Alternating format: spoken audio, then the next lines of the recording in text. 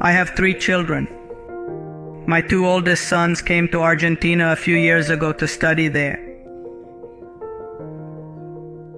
They were formed in the ways of the Lord, and yet, due to the things of life, they moved away a little. In a much more profound way, my son moved away from the ways of the Lord, and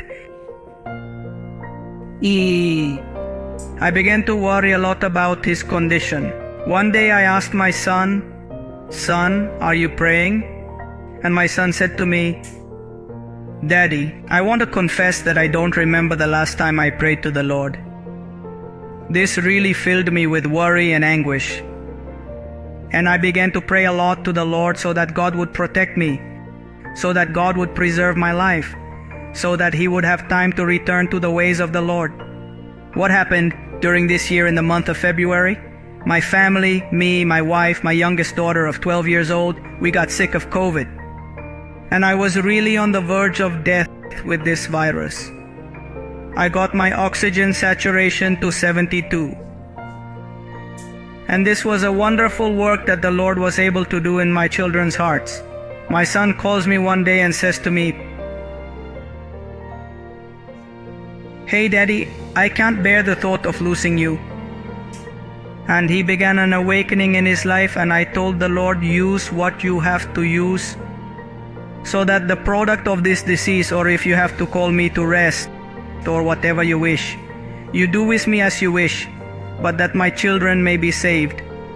And let me tell you that then this awakening began to happen, and one day my son said to me, "Daddy, I look at myself in the mirror and I don't recognize myself. This is not what you formed, and I know that I have offended the Lord, and I have made you suffer a lot.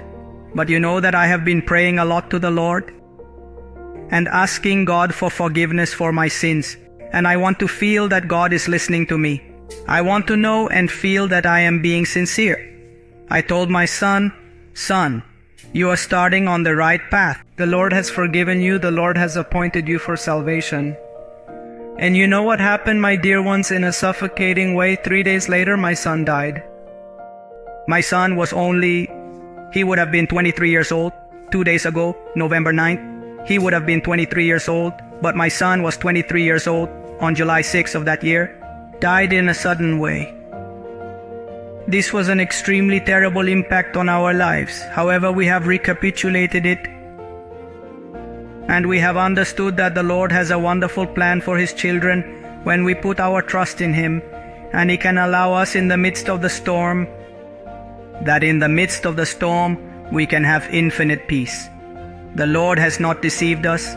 The Lord has written to us in His Word, "These things I have written to you that you may have peace. In the world you will have tribulation, but be of good cheer. I have overcome the world." God did not promise sunshine every day.